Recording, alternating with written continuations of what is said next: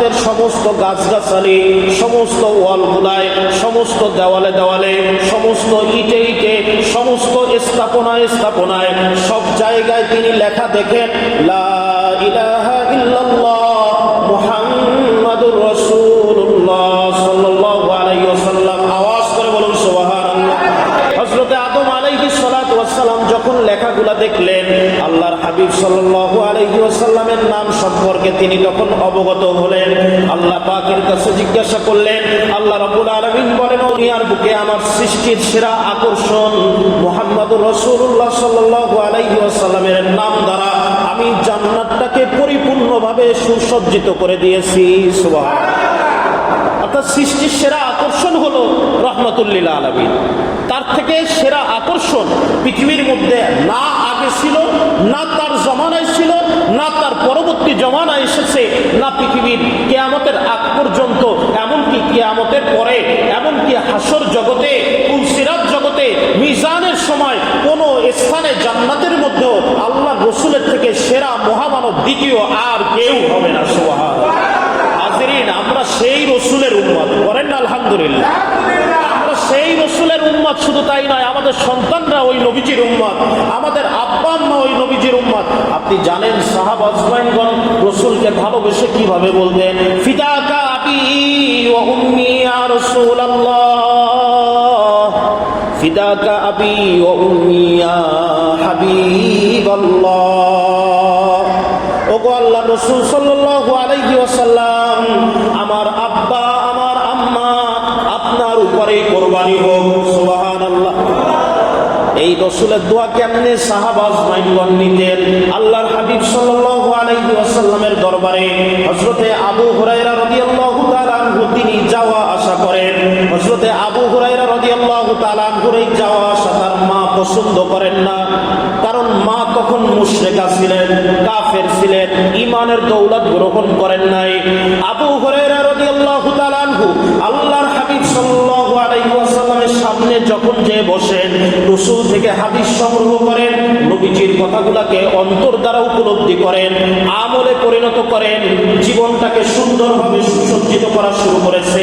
হযরতে আবু হুরায়রা রাদিয়াল্লাহু তাআলা আনহু আল্লাহর হাবিবের দরবারে এমন ভাবে পড়ে থাকতেন, হযরতে আবু হুরায়রা রাদিয়াল্লাহু তাআলা আনহু আল্লাহর হাবিবের দরবারে ক্ষুধার যন্ত্রণায় কাতর হয়ে পড়ে থাকতেন, এমন ভাবে পড়ে থাকতেন ওই দরবার থেকে আবু হুরায়রা রাদিয়াল্লাহু তাআলা আনহু ভিন্ন হতেন না, জুদা হতেন না, আলাদা হতেন না, পৃথক হতেন না, এমন ভাবে পড়ে থাকতেন ক্ষুধার যন্ত্রণায়। মাঝে মাঝে হযরতে আবু হুরায়রা রাদিয়াল্লাহু তাআলা আনহু তিনি বেহুশ হয়ে যেতেন। সাহাবা আজমাইনগণ অনেকে তাকে চামড়া শুকাতো, মুজা শুকাতো, জুতা শুকাতো, মনে করতো মির্গি ব্যারাম হয়েছে।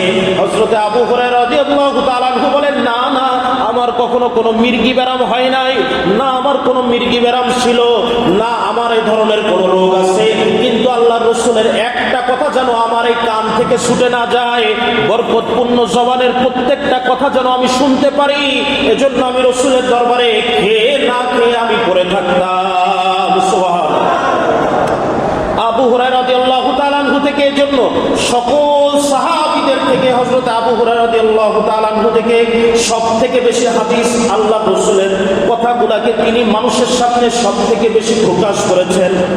সম্মানিত হাজিরিন, হযরত আবু হুরায়রা রাদিয়াল্লাহু তাআলা আনহু তিনি যখন ঈমান এনেছেন, তার আম্মা জান তখন ঈমান আনেন নাই। রাসূলের দরবারে আবু হুরায়রা রাদিয়াল্লাহু তাআলা আনহু যাওয়া আসা করেন। মা সেটাকে পছন্দ করেন না, দেখতে পারেন না, সহ্য করতে পারেন না, ভালো লাগে না। আর মুসলমান না তো, মুসলমান না হলে কি ভালো লাগবে ভাই? যদি মুসলমান না হয় তাহলে কি ভালো লাগবে? তো মা যেহেতু মুসলমান না, এজন্য তার কাছে এগুলা ভালো লাগে না। আবু হুরায়রা রাদিয়াল্লাহু তাআলা আনহু আল্লাহর হাবিব সাল্লাল্লাহু আলাইহি ওয়াসাল্লামের সামনে এসে বসলেন। নতজানু হয়ে আদবের সাথে বসে আল্লাহর হাবিব সাল্লাল্লাহু আলাইহি ওয়াসাল্লামকে বললেন, ইয়া রাসূলুল্লাহ সাল্লাল্লাহু আলাইহি ওয়াসাল্লাম, আমি আমার আম্মার জন্য আপনার কাছে ছোট্ট একটি আরজি পেশ করতে চাই। আমি আবু হুরায়রা যখন আপনার দরবারে আসি, আমার মা তখন আমার উপরে রাগান্বিত হয়। আমি আবু হুরায়রা যখন আপনার দরবারে আসি, আমার মা আমার উপরে রাগান্বিত হয়, কষ্ট পায়, আমাকে প্রহার পর্যন্ত করে, অর্থাৎ গায়ে হাত তোলে। বৃদ্ধা মা, আমি কিছু বলতে পারি না, তবে যে আমার মা আমার উপরে কষ্ট পায়, ও আল্লাহর হাবিব, এটা আমার কাছে খারাপ লাগে। রাসূলুল্লাহ সাল্লাল্লাহু আলাইহি ওয়াসাল্লাম বললেন, আবু হুরায়রা, তুমি কি আমার কাছে তোমার মায়ের নামে অভিযোগ করতে আসছো? হযরতে আবু হুরায়রা রাদিয়াল্লাহু তাআলা আনহু বলেন, ওগো আল্লাহর হাবিব, আমি আমার মায়ের নামে কোনো অভিযোগ করার জন্য আপনার কাছে আসি নাই, বরঞ্চ আমি আমার মায়ের জন্য দোয়া চাইতে এসেছি। যেমনি ভাবে আমি আবু হুরায়রাকে আল্লাহ পাক ঈমানের দৌলত দান করেছেন, ঠিক তেমনি ভাবে আমার মাকেও যেন আল্লাহ পাক ঈমানের দৌলত দান করে দেয়। সুবহানাল্লাহ। আল্লাহ রাসূল বলেন, আবু হুরায়রা, যাও, বাড়িতে চলে যাও। আল্লাহর হাবিব সাল্লাল্লাহু আলাইহি ওয়াসাল্লাম হাত তুললেন, দোয়া করতে শুরু করলেন। হযরতে আবু হুরায়রা রাসূলুল্লাহ সাল্লাল্লাহু আলাইহি ওয়াসাল্লামকে দোয়া মুনাজাতে রেখে দৌড়াতে শুরু করলেন। আবু হুরায়রা রাদিয়াল্লাহু তাআলা আনহু এত নরম মানের একজন সাহাবী, কখনো কারো সাথে জোরে আওয়াজ করেও কথা বলেন না, কখনো কারো দিকে চোখ মোটা করেও তাকান না, কখনো কারো সাথে ঝগড়া বিবাদেও লিপ্ত হয় না। সেই সাহাবী যখন দৌড়াতে শুরু করলেন, সমস্ত মানুষ অবাক হয়ে গেল। হযরতে আবু হুরায়রা রাদিয়াল্লাহু তাআলা আনহুকে জামা টেনে কয়েকজন সাহাবী বললেন, ও আবু হুরায়রা, কেন দৌড়াও, কিছুই বুঝতে পারতেছি না। হযরতে আবু হুরায়রা রাদিয়াল্লাহু তাআলা আনহু তিনি বলেন, ভাই, আমাকে ছেড়ে দাও, আমি বাড়ি পৌঁছাতে চাই, এই উদ্দেশ্যে পৌঁছাইতে চাই। আমি দেখতে চাই আমি আবু হুরায়রা বাড়িতে আগে পৌঁছাই, নাকি আল্লাহর হাবিবের দোয়া আমার বাড়িতে আগে পৌঁছে যায়। সুবহানাল্লাহ। দৌড়াতে শুরু করলেন, বাড়িতে পৌঁছে গেলেন। বাড়িতে পৌঁছে গেলেন, দরজায় নক করলেন, ডাক দিলেন। ভিতর থেকে বৃদ্ধা মহিলা, তার মা বের হলেন।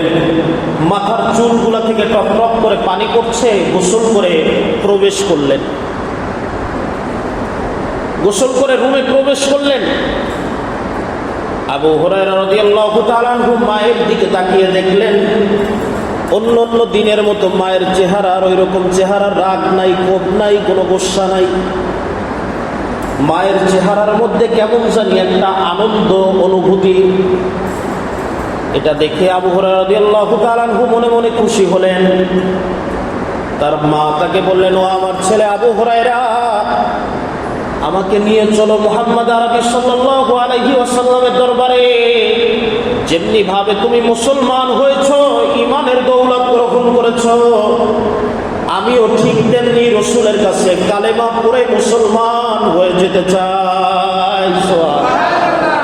আবু হুরায়রা রাদিয়াল্লাহু তাআলা আনহু বলেন যে আমি বাড়ি পৌঁছাই পারলাম না, তো আল্লাহর রাসূলের দোয়া কবুল হয়ে গেছে। সুবহানাল্লাহ।